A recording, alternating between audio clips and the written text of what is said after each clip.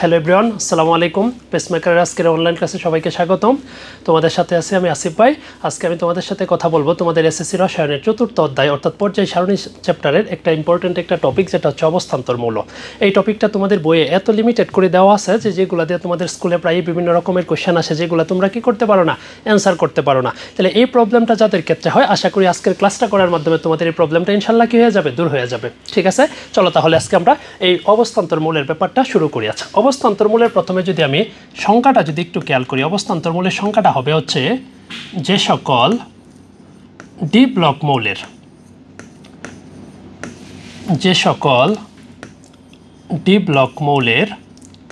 যে কোনো একটি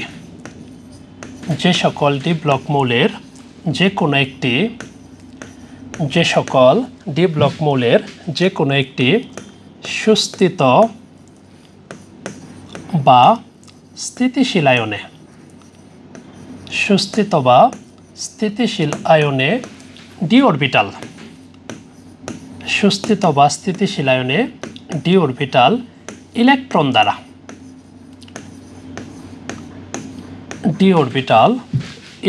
দ্বারা অপূর্ণ থাকে। ডি অরবিটাল ইলেকট্রন দ্বারা কি থাকে, অপূর্ণ। আর অপূর্ণ মানে একটা কথা মনে রাখতে হবে, D1 থেকে তার ইলেকট্রন বিন্যাসে D9 থাকে, এটা আমি ক্লিয়ার করব। তাহলে যে সকল ডি ব্লক মৌলের যে কোনো একটি সুস্থিত বা স্থিতিশীল আয়নে ডি অরবিটাল ইলেকট্রন দ্বারা কি থাকে, অপূর্ণ থাকে, তাদেরকে অবস্থান্তর মৌল বলে। তাদেরকে অবস্থান্তর মৌল বা ট্রানজিশনাল এলিমেন্ট বলে।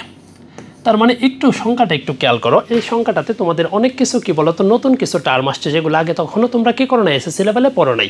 তাহলে এগুলো আমি কি করবো, এখন ধাপে ধাপে একটু কি করবো, বর্ণনা করব। দেখো, প্রথম একটা কথা আসছে যে সকল কি ব্লক মৌলের ডি ব্লক। তার মানে এই ডি ব্লক পেপারটা আমরা কি না বলো তো পুরোপুরি কিন্তু জানি না, আমি এটা নিয়ে ডিসকাস করবো। তারপরে দেখো এখানে আরেকটা কথা আসছে যে সুস্থিত বা স্থিতিশীল আয়ন। তার মানে এই সুস্থিত বা স্থিতিশীল আয়নের ব্যাপারটাকে এটাও আমি তোমাদেরকে ক্লিয়ার করব। তারপরে দেখো ডি অরবিটাল ইলেকট্রন দ্বারা কি থাকে, অপূর্ণ থাকে। তার মানে এই অপূর্ণ D1 থেকে D9 এই যে ব্যাপারটা আছে, এটাও আমি তোমাদের সাথে কি করব, ক্লিয়ার করব এখন। তার মানে দেখো এই সংখ্যাটার মধ্যে আমরা নতুন তিনটা টার্ম পাইছি। একটা কি বলতো, ডি ব্লক, একটা হচ্ছে সুস্থিত বা স্থিতিশীল আয়নে, আর আরেকটা কথা হচ্ছে কি ডি অরবিটাল কি থাকে, অপূর্ণ থাকে। চলো এগুলো আমরা একটু ডিসকাস করি, যাতে টপিকটা আমাদের কাছে কি হয়, সহজ হয়। দেখো, প্রথম কথাটা হচ্ছে কি ডি ব্লক মৌল। তার মানে ডি ব্লক মৌল বোঝার আগে আমি নর্মাল কয়েকটা ইলেকট্রন বিন্যাসের মাধ্যমে তোমাদেরকে ব্যাপারটা ক্লিয়ার করি। যেমন জানি আমরা সোডিয়ামের পারমাণবিক সংখ্যা কত, 11। তার ইলেকট্রন বিন্যাসটা কি হবে বলো, 1s2 2s2 2p কত 6, তারপরে হবে কত বলো, 3s কত 1। ক্লিয়ার কথা? আচ্ছা, এখন দেখো এই সোডিয়ামের সর্বশেষ শক্তি স্তরের ইলেকট্রনটা কোন অরবিটালে প্রবেশ করছে বলো, এস অরবিটালে প্রবেশ করছে। যেহেতু সোডিয়ামের সর্বশেষ শক্তি স্তরের ইলেকট্রনটা এস অরবিটালে প্রবেশ করছে, এই জন্য এটাকে বলে হচ্ছে এস ব্লক মৌল। তার মানে সোডিয়ামটাকে আমি কি ব্লক মৌল বলবো, এস ব্লক মৌল। কেন এস ব্লক মৌল? কারণ সোডিয়ামের সর্বশেষ শক্তি স্তরের ইলেকট্রনটা কোন অরবিটালে প্রবেশ করছে বলো, এস অরবিটালে প্রবেশ করছে। ক্লিয়ার এতটুকু? আচ্ছা, এরপরে আমি যদি সিলিকনের ইলেকট্রন বিন্যাসটা যদি দেখতে চাই, ওর পারমাণবিক সংখ্যা কত, 14। তার মানে আমার ইলেকট্রন বিন্যাসটা হবে হচ্ছে 1s2 2s2, তারপরে কত 2p 6, তারপরে 3s2 3p কত 2। এখন তুমি একটু খেয়াল করো, এখানে সিলিকনের সর্বশেষ শক্তি স্তরের ইলেকট্রনটা কোন অরবিটালে প্রবেশ করেছে, পি অরবিটালে প্রবেশ করছে। যেহেতু পি অরবিটালে ওর ইলেকট্রনটা প্রবেশ করেছে, সেজন্য ওকে আমি কি ব্লক মৌল বলবো বলো, পি ব্লক মৌল। তার মানে কোন মৌলের সর্বশেষ শক্তি স্তরের ইলেকট্রন যদি এস অরবিটালে প্রবেশ করে, সেটাকে আমি বলবো এস ব্লক মৌল। কোন মৌলের ইলেকট্রন বিন্যাসের সর্বশেষ শক্তি স্তরের ইলেকট্রনটা যদি পি অরবিটালে প্রবেশ করে, তবে সেটাকে আমি কি বলবো, পি ব্লক মৌল বলবো। ঠিক আছে, কিন্তু এখানে আমি কি লিখছি বলো তো, ডি ব্লক মৌল। চলো আমরা একটা এক্সাম্পল দেখি।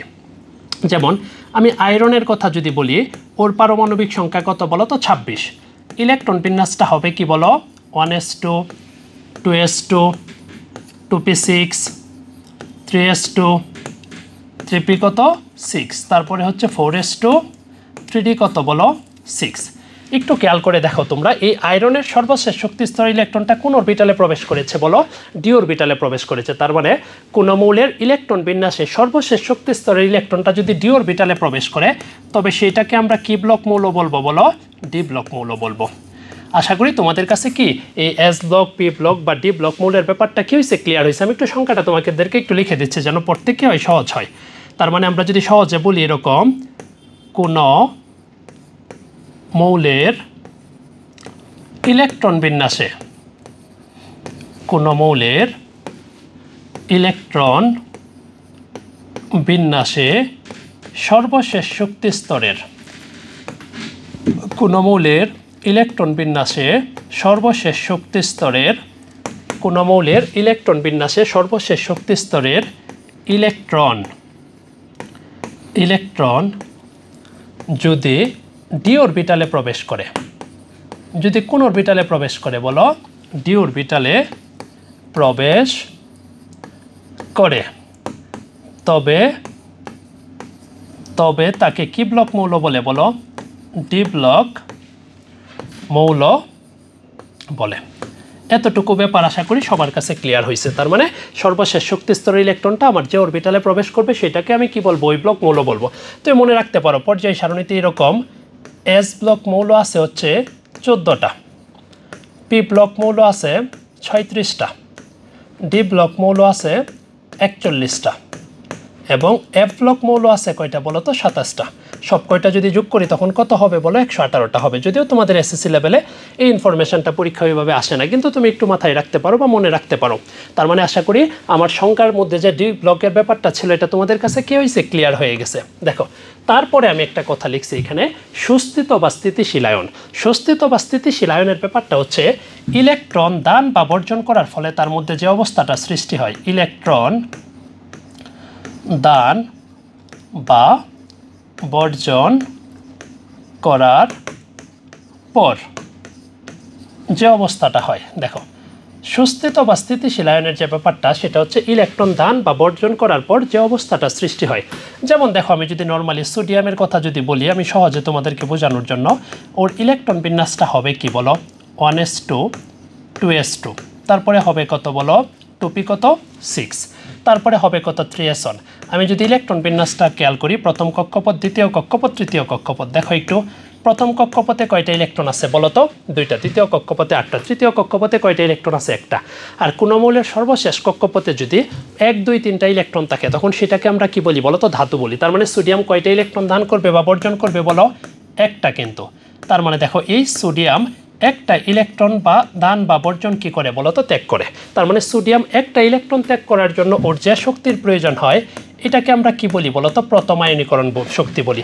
তার মানে কি এই প্রথম আয়নীকরণ শক্তির মান ওর খুবই কম হয়, এরকম হয় 496 এর মতো আমি বলতে পারি বা 495.8 এরকমও লেখা আছে।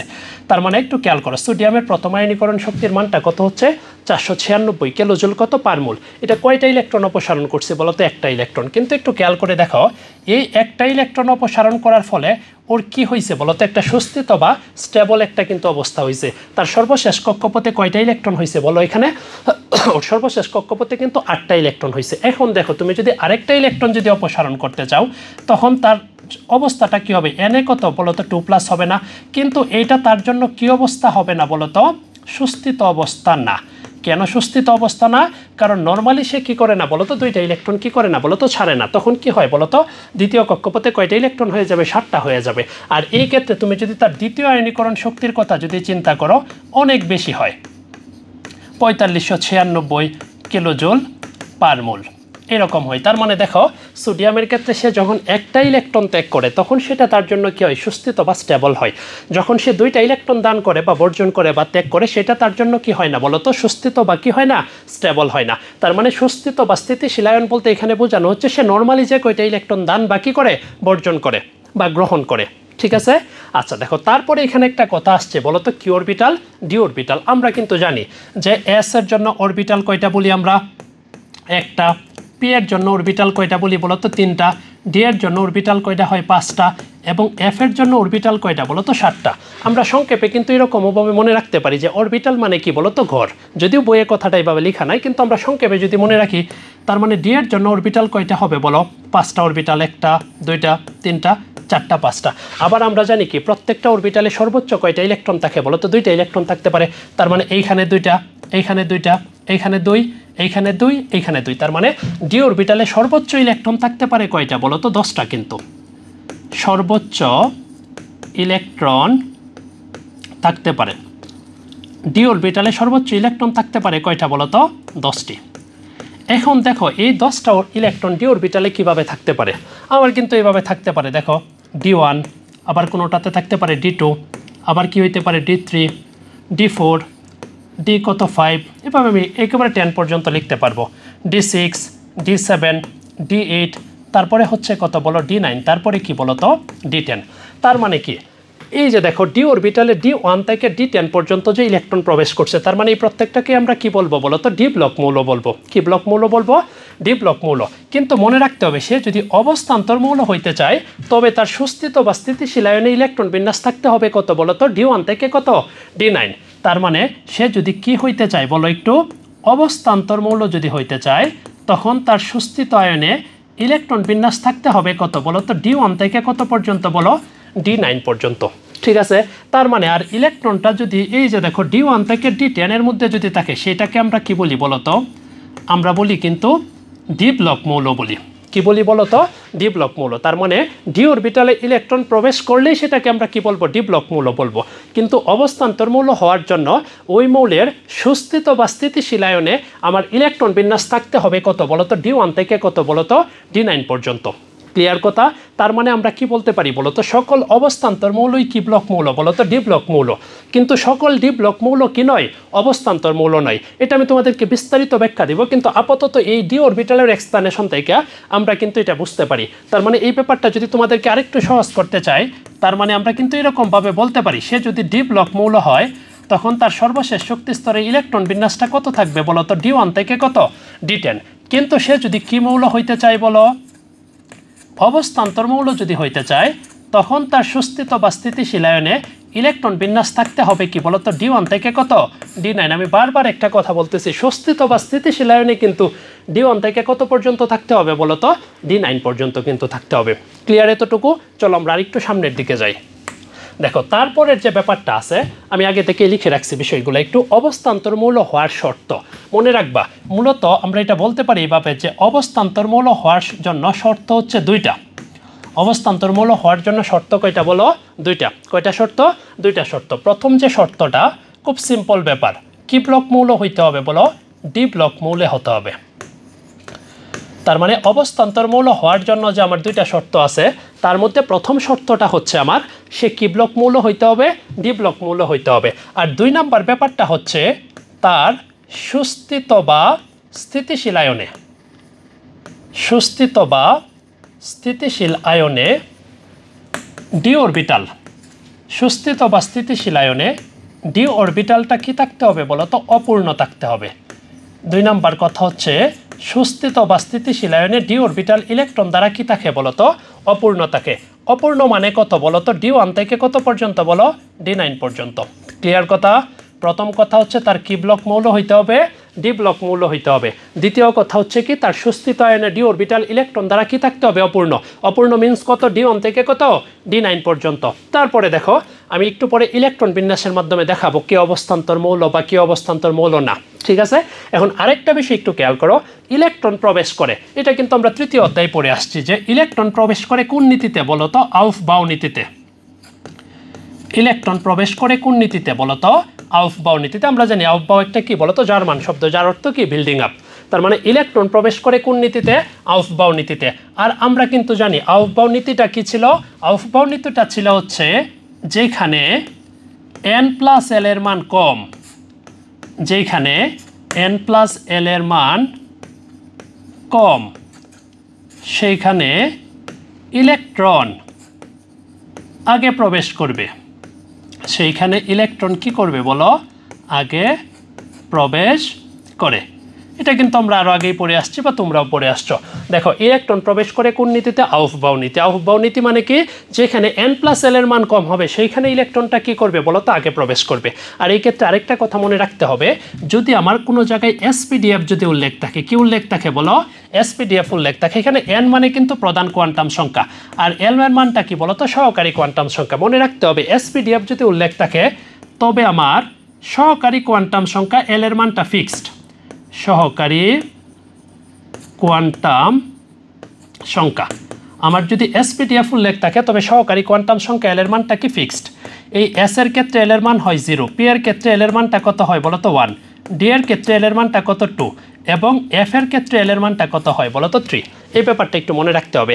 SPDF উল্লেখ থাকলে সহকারী কোয়ান্টাম সংখ্যা L এর মান ফিক্সড এবং তা কত হয় 0 1 2 3। ঠিক আছে, যেমন আমি যদি এরকম বলি যে 4s এবং কি বলি বলো তো 4p এর কথা বলি, দুইটার ক্ষেত্রে যদি আমি কার মানটা বের করি বলো n প্লাস l এর মানটা যদি বের করি, এইখানে n মানে কি যা দেওয়া থাকবে 4 আর s এর ক্ষেত্রে l এর মানটা কত 0 তার মানে কত হইছে 4 আর এইখানে দেখো n এর মানটা কত 4 আর p এর ক্ষেত্রে l এর মানটা কত পেয়েছি আমরা বলো তো 1 পেয়েছি, তার মানে কত হইছে একটার 4s এর শক্তি কত বলো তো ওর মান কত n প্লাস l এর মান 4 এবং 4p এর n প্লাস l এর মানটা কত বলো তো 5।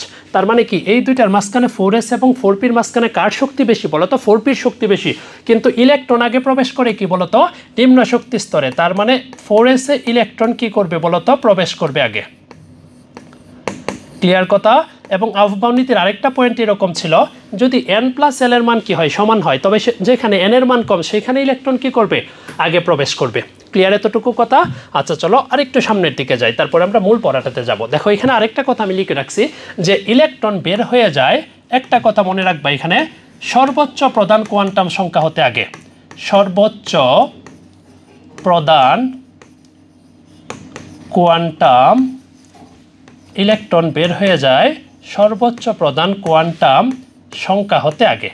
এখন তোমার মনে একটা কনফিউশন জাগতে পারে যে সর্বোচ্চ প্রধান কোয়ান্টাম সংখ্যা কি। সিম্পলি আমি মনে রাখবো যে এখানে n এর মানটা সবচেয়ে বেশি থাকবে, সেটাকে আমরা কি বলবো সর্বোচ্চ প্রধান কোয়ান্টাম সংখ্যা। যেখানে n এর মানটা কি হয় বলো বেশি হয় সেটাই কি সংখ্যা বলো, সেটাই সর্বোচ্চ প্রধান কোয়ান্টাম সংখ্যা। সর্বোচ্চ প্রধান কোয়ান্টাম সংখ্যা তার মানে হচ্ছে যেখানে কার মান বেশি বলতো n এর মান বেশি সেটাকে আমি বলবো কি সর্বোচ্চ প্রধান কোয়ান্টাম সংখ্যা।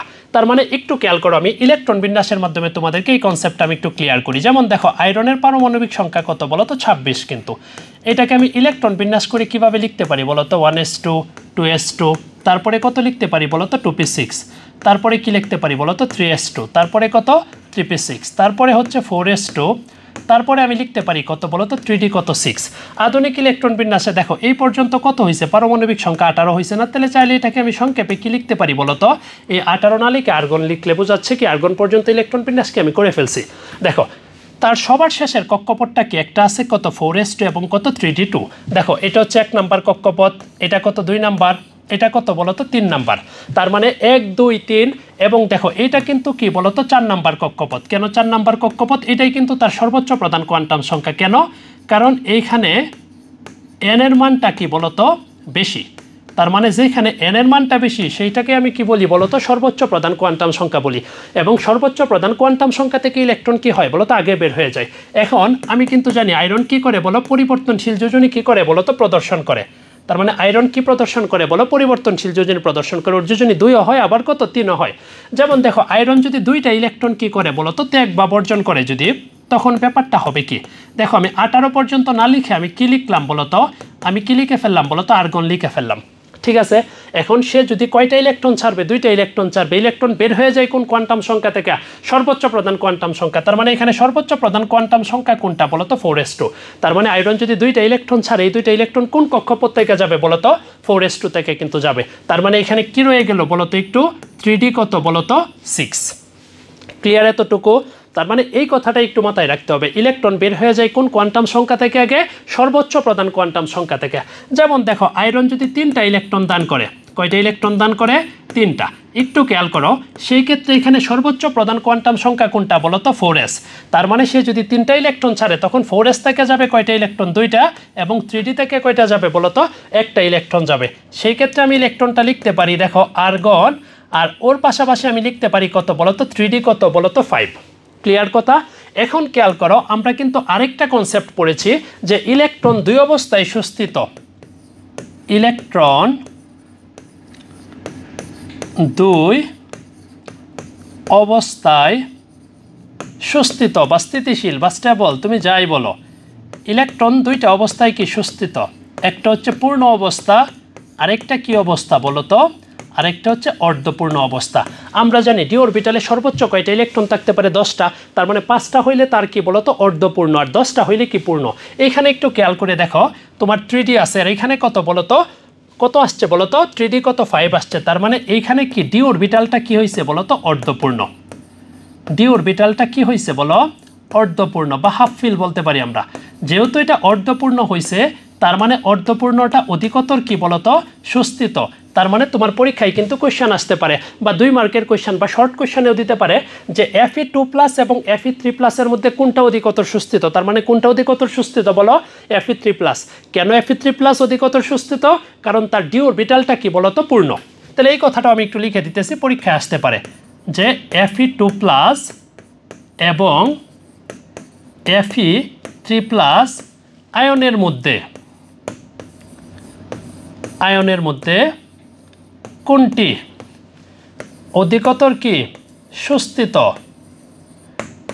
বা স্থিতিশীল বা স্টেবল দিতে পারে কিন্তু। তাহলে অ্যান্সার হবে কত বলো, Fe কত 3+। কেন Fe3+ হবে, কারণ তার ডি অরবিটালটা কি বলতো অর্ধপূর্ণ। ক্লিয়ার এতটুকু? আচ্ছা, তার মানে ইলেকট্রন প্রবেশ করবে আউপাউনিতিতে আর ইলেকট্রন বের হয়ে যাবে কোন কোয়ান্টাম সংখ্যা থেকে, সর্বোচ্চ প্রধান কোয়ান্টাম সংখ্যা থেকে। আর সর্বোচ্চ প্রধান কোয়ান্টাম সংখ্যা আমি কোনটা বলবো, যে এখানে এন এর মানটা কি হবে বলতো বেশি হবে। আশা করি এই এক্সাম্পলটার মাধ্যমে তোমাদের এই প্রবলেমটা কি বা এই কনসেপ্টটা ক্লিয়ার হয়ে গেছে। চলো আমরা এখন কিছু এক্সাম্পলের দিকে যাই, কি অবস্থান্তর মৌল হবে বা কি অবস্থান্তর মৌল হবে না। যেমন দেখো, আমি আগে থেকে কয়েকটা ব্যাপার লিখে রাখছি। যেমন দেখো, স্ক্যান্ডিয়ামের পারমাণবিক সংখ্যা 21, টাইটেনিয়াম কত বলতো 22, ভ্যানেডিয়াম কত 23, ক্রোমিয়াম কত 24, কপার কত 29, জিঙ্ক কত বলতো 30। তার মানে একটা ব্যাপার মনে রাখতে হবে, ইলেকট্রন 2 অবস্থায় সুস্থিত, একটা হচ্ছে পূর্ণ আর একটা কি অর্ধপূর্ণ। আর অবস্থান্তর মৌল হওয়ার জন্য কয়টা শর্ত, 2টা। প্রথম শর্ত কি, ডি ব্লক মৌল হইতে হবে। দ্বিতীয় শর্ত কি, সুস্থিত বা স্থিতিশীল আয়নে ডি অরবিটাল ইলেকট্রন দ্বারা কি থাকতে হবে, অপূর্ণ থাকতে হবে। একটু খেয়াল করো, ওর ইলেকট্রন বিন্যাসটা যদি আমি খেয়াল করি, আমি লিখতে পারি কত বলো 1s2, 2s2, তারপরে হইল কত বলো 2p6, 3s2, 3p কত বলো 6, তারপরে হইল কত বলো তো 4s2, 3d কত বলো তো 1। ক্লিয়ার কথা? আর এই পুরোটুকু না লিখে আমি কিন্তু এটার পরিবর্তে কি লিখতে পারি বলো তো, আর্গন লিখতে পারি। একটু আগে কিন্তু আমি ক্লিয়ার করছি, ঠিক আছে? এখন খেয়াল করো, এই স্ক্যান্ডিয়াম নর্মালি সে যার সুস্থিত বা স্থিতিশীল, সে যখন সুস্থিত বা স্থিতিশীল আয়নটা তৈরি করে তখন সে কি প্লাস আয়ন তৈরি করে বলো তো 3+ আয়ন। মানে সে কয়টা ইলেকট্রন বর্জন করে, 3টা। আমি যদি টাইটেনিয়ামের ইলেকট্রন বিন্যাসটা খেয়াল করি, আমি কিন্তু এইভাবে লিখতে পারি যে আর্গন 18 হইল, তার মানে কত বলো তো 4s2, 3d কত হইল বলো তো 2। ক্লিয়ার এতটুকু? ভ্যানেডিয়ামের ক্ষেত্রে আমি কিন্তু এটা লিখতে পারি পুরোটুকু না লিখে, 4s2, 3d কত হইল বলো তো 3। ঠিক আছে? আর ক্রোমিয়ামের ক্ষেত্রে কি লিখতে হবে, ওর ইলেকট্রন বিন্যাসটা কি হয় বলো তো, একটু ব্যতিক্রম হয়। আমাকে লিখতে হবে কত 4s1, 3d কত বলো তো 5। একটু মাথায় রাখতে হবে এটা। ক্লিয়ার কথা? আচ্ছা, আমি যদি কপারের ক্ষেত্রে বলি, সেই ক্ষেত্রে হবে কি বলো তো, আর্গন, আবার কি লিখবো বলো তো, এটার ক্ষেত্রে তো ব্যতিক্রম হওয়া উচিত, 4s2 কত বলো তো 3d 9, কিন্তু বাস্তবে হয় কত বলো তো 4s1, 3d কত বলো তো 10। আর আমি যদি জিঙ্কের ইলেকট্রন বিন্যাসটা লিখি, তার মানে খেয়াল করো এটার ক্ষেত্রে আমার কি হবে, এখানে হবে হচ্ছে 4s2, 3d কত বলো তো 10। ক্লিয়ার এতটুকু? এখন খেয়াল করো একটু, এখন এই প্রত্যেকটার ক্ষেত্রে ইলেকট্রন কোন অরবিটালে প্রবেশ করছে বলো তো, ডি অরবিটালে প্রবেশ করছে। ঠিক আছে? তার মানে এই প্রত্যেকটাকে আমরা কি ব্লক মৌল বলবো বলো তো, ডি ব্লক মৌল বলবো। এই প্রত্যেকটা মৌলকে কি মৌল বলবো বলো, ডি ব্লক মৌল। এখন সে অবস্থান্তর মৌল কিনা, এই জন্য আমাকে কি করতে হবে, তার সুস্থিত বা স্থিতিশীল আয়ন তৈরি করতে হবে। দেখো, আমি কিন্তু এখানে লিখিয়ে রাখছি যে স্ক্যান্ডিয়াম কত প্লাস হয় বলো তো 3+ হয়, তার মানে সে 3টা ইলেকট্রন ছাড়বে। তার মানে ইলেকট্রন বের হয়ে যাবে কোন জায়গা থেকে, এই সর্বোচ্চ প্রধান কোয়ান্টাম সংখ্যা থেকে, মানে 4s থেকে যাবে 2টা, 3d থেকে যাবে কয়টা বলো তো 1টা। সেই ক্ষেত্রে তার ইলেকট্রন বিন্যাসটা হবে কি, একটু খেয়াল করো তো, 1s2, 2s2, তারপরে কত আসবে বলো 2p6, তারপরে 3s2, তার মানে কত বলো তো 3p কত বলো তো 6। তার মানে আমি স্ক্যান্ডিয়ামের ক্ষেত্রে কি দেখতেছি বলো তো, ওর সুস্থিত বা স্থিতিশীল আয়নে ডি অরবিটালের কি নেই বলো, কোনো অস্তিত্বই নেই। কেন অস্তিত্ব নেই? কারণ তার ডি অরবিটালে কি নাই বলো তো, ইলেকট্রন নেই। তার মানে কি, এই স্ক্যান্ডিয়ামের আমি কিন্তু এই কথা লিখতে পারি যে সুস্থিত আয়নে কোন অরবিটালের অস্তিত্ব নেই বলো, ডি অরবিটালের অস্তিত্ব নেই। যেহেতু তার সুস্থিত আয়নে ডি অরবিটালের অস্তিত্ব নেই, তার মানে স্ক্যান্ডিয়ামটা কি না বলো তো একটু, এই স্ক্যান্ডিয়ামটা কিন্তু অবস্থান্তর মৌল নয়। কেন অবস্থান্তর মৌল নয়? কারণ অবস্থান্তর মৌল হইতে চাইলে তার সুস্থিত বা স্থিতিশীল আয়নে ডি অরবিটালে কি থাকতে হবে বলো তো ইলেকট্রন থাকতে হবে। যেমন দেখো আমি টাইটেনিয়ামের ক্ষেত্রে যদি খেয়াল করি ও মূলত কি আয়ন তৈরি করে 2+ আয়ন তৈরি করে। তার মানে দেখো 2+ আয়ন তৈরি করলে 4s থেকে ইলেকট্রনটা যাবে। তার মানে এটার ক্ষেত্রে আমি কি লিখতে পারি বলো তো আর্গন, আর এখানে কি লিখতে পারি বলো তো 3d2। এখানে খেয়াল করো ওর ক্ষেত্রে সুস্থিত আয়নে ডি অরবিটালে কি আছে ইলেকট্রন আছে, তার মানে সে কি অবস্থান্তর মৌল। ইভেন আমি যদি ভ্যানেডিয়ামের কথা বলি ও সুস্থিত আয়নে কয়টা ইলেকট্রন ছাড়ে 3টা, সেই ক্ষেত্রে আমার ইলেকট্রন বিন্যাসটা হবে কত দেখো আর্গন এইখান থেকে যাবে 2টা, এইখান থেকে যাবে 1টা, তার মানে কত হইল বলো তো একটু 3d কত বলো তো 2। তার মানে আমি দেখতেছি কি ওর সুস্থিত আয়নেও কি আছে বলো তো ডি অরবিটালে কি আছে বলো তো ইলেকট্রন আছে। আমি যদি এখানে যদি একটু ক্রোমিয়ামের কথা যদি খেয়াল করি ও কয়টা ইলেকট্রন ত্যাগ করে বলো তো 3টা। যদি 3টা ইলেকট্রন ত্যাগ করে যথারীতি একই কথা s থেকে যাবে 1টা আর 3d থেকে যাবে কয়টা বলো তো 2টা। তার মানে 3d কত হবে এখানে বলো তো কত হইলো আমার বলো 3 হইলো। কিন্তু ক্লিয়ার কথা, এখান থেকে একটা ইলেকট্রন গেছে, এখান থেকে কয়টা 2টা। এটার ক্ষেত্রে আমি দেখতেছি তার সুস্থিত আয়নে ডি অরবিটালের কি আছে বলো তো অস্তিত্ব আছে। তার মানে কি ওরা কি মৌল অবস্থান্তর মৌল। ইভেন আমি যদি কপারের ক্ষেত্রে বলি ও কি আয়ন তৈরি করে বলো তো একটু 2+ আয়ন তৈরি করে। কি আয়ন তৈরি করে বলো 2+ আয়ন তৈরি করে। তার মানে যদি 2টা ইলেকট্রন ছাড়ে তার মানে 4s থেকে যাবে 1টা, 3d থেকেও কয়টা যাবে 1টা। তার মানে ওর ইলেকট্রন বিন্যাসটা হবে কত বলো 3d কত 9। আর 3d 9 হয়েছে মানে ওর সুস্থিত আয়নে ডি অরবিটালটা কি আছে অপূর্ণ আছে। তার মানে সেও একটা কি মৌল বলো তো অবস্থান্তর মৌল। ক্লিয়ার। জিঙ্কের ক্ষেত্রে সে যে আয়নটা তৈরি করে Zn কত প্লাস বলো তো 2+। সে যদি 2টা ইলেকট্রন ছাড়ে ইলেকট্রন কোথা থেকে যাবে আগে 4s থেকে, ঠিক আছে 4s থেকে 2টা গেলে এখানে কি থাকবে বলো আর্গন, আর কি থাকতেছে এখানে বলো তো 3d কত বলো তো 10। তার মানে আমি এখানে কি দেখতেছি বলো তো ডি অরবিটাল পূর্ণ, ডি অরবিটাল কি বলতো পূর্ণ। আর যদি কোনো জায়গায় ডি অরবিটাল পূর্ণ হয় সেটাকে আমরা কি মৌল বলতে পারবো না বলতো ডি অরবিটাল পূর্ণ হইলে সেটা অবস্থান্তর মৌল না। তার মানে আমি কি বলতে পারি বলো এই স্ক্যান্ডিয়াম এবং কত জিঙ্ক এই দুইটা কি মৌল না বলতো অবস্থান্তর মৌল না। কিন্তু ওদেরকে আবার আমি কি ব্লক মৌল বলতে পারবো ডি ব্লক মৌল বলতে পারবো। তার মানে কি স্ক্যান্ডিয়াম থেকে স্ক্যান্ডিয়াম এবং জিঙ্ক বাদ দেয়া এর ভিতরে বাকি যে মৌলগুলো আছে এই প্রত্যেকটাকে আমরা কি মৌল বলতে পারবো বলতো অবস্থান্তর মৌল। ক্লিয়ার কথা। তার মানে স্ক্যান্ডিয়াম এবং জিঙ্ক বাদে বাকি যে মৌলগুলো আছে সেই মৌলগুলোকে আমরা কি মৌল বলতে পারবো বলতো অবস্থান্তর মৌল বলতে পারবো। ঠিক আছে। তার মানে আমরা কি কথাটা বলতে পারি তোমাদের পরীক্ষায় কিন্তু এটা কি পরীক্ষায় কিন্তু প্রায়ই কিন্তু দিতে পারে যে সকল অবস্থান্তর মৌলই কি মৌল বলতো ডি ব্লক মৌল, কিন্তু সকল ডি ব্লক মৌল কি নয় অবস্থান্তর মৌল নয়। এরকম দিতে পারে যে বলতে পারে যে প্রমাণ করো যে সকল অবস্থান্তর মৌলই ডি ব্লক মৌল কিন্তু সকল ডি ব্লক মৌল কি নয় অবস্থান্তর মৌল নয়। তখন তোমার কি করতে হবে এরকম দুই একটা এক্সাম্পল দিয়ে তারপরে তোমার কি বলতো এক্সপ্লানেশনটা দিতে হবে। ক্লিয়ার কথা। তার মানে আমি কি লিখতে পারি বলতো একটু আমি লিখতে পারি সকল অবস্থান্তর মৌলই ডি ব্লক মৌল, সকল অবস্থান্তর মৌলই কি বলতো ডি ব্লক মৌল, কিন্তু কিন্তু সকল সকল অবস্থান্তর মৌলই ডি ব্লক মৌল, কিন্তু সকল ডি ব্লক মৌল অবস্থান্তর মৌল নয়। ক্লিয়ার। এটা তোমাদের স্কুলের পরীক্ষাতেই কি করতে পারে বলো তো দিতে পারে। বোর্ড পরীক্ষা এইভাবে এখন পর্যন্ত আসে নাই, কিন্তু এরকম কোয়েশ্চেন কি করতে পারে বলো তো দিয়ে দিতে পারে। ক্লিয়ার কথা। তার মানে আশা করি তোমাদের সবার কাছে কি হয়েছে বলো অবস্থান্তর মৌলের কনসেপ্টটা কি আশা করি ক্লিয়ার হয়ে গেছে। ঠিক আছে।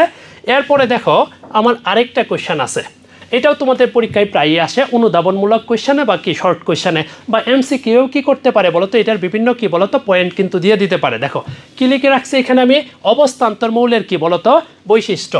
অবস্থান্তর মৌলের মূলত 5টা বৈশিষ্ট্য আছে, আমি একটু প্রত্যেকটা একটু বর্ণনা করতেছি। প্রথম যে বৈশিষ্ট্যটা সেটা হচ্ছে পরিবর্তনশীল জারণমান প্রদর্শন করে, পরিবর্তনশীল জারণ মান প্রদর্শন করে। অবস্থান্তর মৌলের 1 নাম্বার যে বৈশিষ্ট্যটা আছে সেই বৈশিষ্ট্যটা কি বলতো পরিবর্তনশীল কি মান প্রদর্শন করে জারণ মান। জারণ মান মানে কি এটা তোমরা সপ্তম অধ্যায়ে পড়বা। জারণ মানের ব্যাপারটা হচ্ছে কোন মৌল যে কয়টি ইলেকট্রন কোনো মৌল যে কয়টি ইলেকট্রন দান বা গ্রহণ করে, যে কোনো মৌল যে কয়টা ইলেকট্রন দান বা কি করে বলতো, দান করে অথবা কি গ্রহণ করে কিসে পরিণত হয় বলতো, আয়নে পরিণত হয়। তার মানে কোনো মৌল যে কয়টা ইলেকট্রন গ্রহণ বা বর্জন করে ধনাত্মক বা ঋণাত্মক আয়নে পরিণত হয়। কোনো মৌল যে কয়টা ইলেকট্রন দান বা গ্রহণ করে কি হয় বলো, ধনাত্মক বা ঋণাত্মক আয়নে কি হয়, পরিণত হয়। তার সংখ্যাটাকে কি বলে বলতো, জারণ সংখ্যা। তার সংখ্যাকে কি সংখ্যা বলে বলো, জারণ সংখ্যা বা জারণ মান বলে। ইংলিশে বলি কি আমরা বলতো, অক্সিডেশন নাম্বার। তাহলে একটু আগেই কিন্তু আমি তোমাদেরকে একটু ক্লিয়ার করছি, যেমন আয়রন কি করতে পারে বলতো, দুইটা ইলেকট্রন চাইরা নর্মালি কি বলতো, সে কিন্তু দুইটা আয়ন তৈরি করতে পারে, একটা হচ্ছে 2+ আর একটা কি বলতো 3+। সে যখন 2+ আয়ন তৈরি করে তার মানে ওর জারণ মানটা কত হবে বলতো, ওর জারণ মানটা হবে কত, +2। যখন সে আয়রন কি করে বলতো, তিনটা ইলেকট্রন কি করে বর্জন করে, তখন তার জারণ মানটা হবে কত বলতো, +3। তার মানে কি এই আয়রন একাধিক জারণ মান কেন প্রদর্শন করে, কারণ সে একটা কি মৌল বলতো, অবস্থান্তর মৌল। তার মানে কি একটা কথা হচ্ছে কি পরিবর্তনশীল কি করে বলতো, জারণ মান প্রদর্শন করে। যেমন আরেকটা বলতে পারি যে অবস্থান্তর মৌল দ্বারা গঠিত যৌগসমূহ নরমালি কি হয় বলতো, রঙিন। তার মানে আমরা কি বলতে পারি, সে কি যৌগ গঠন করে বলো, রঙিন যৌগ গঠন করে। তার মানে অবস্থান্তর মৌলগুলা কি যৌগ গঠন করে বলো, রঙিন যৌগ। যেমন আমি যদি একটা এক্সাম্পল দেই, যেমন দেখো কপার সালফেট, তার সাথে কত মোল পানি থাকে বলো তো একটু, 5 মোল।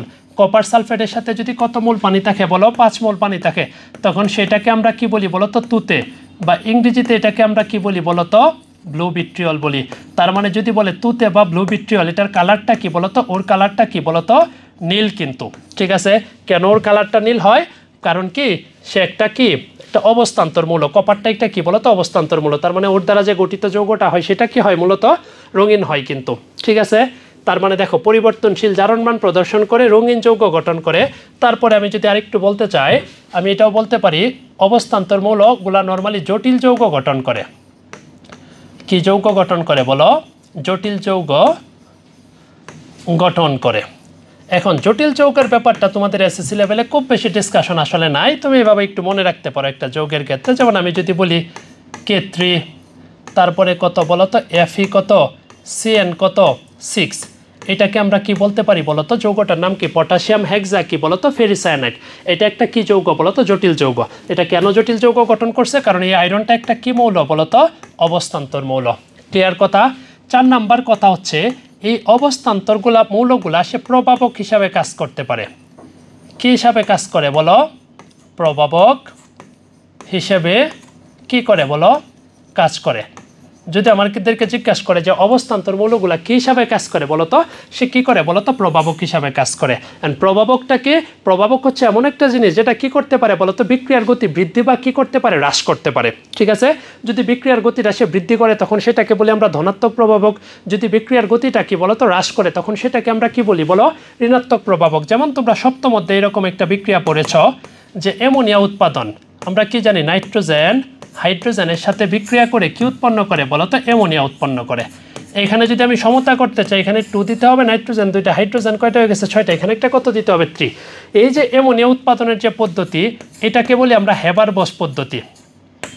তার মানে এই যে দেখো হেবার-বস পদ্ধতিতে আমার কি উৎপন্ন হইতাছে বলো একটু, এই যে অ্যামোনিয়া উৎপন্ন হইতাছে, এইখানে মূলত প্রভাবক হিসাবে কে কাজ করে, আয়রন কাজ করে।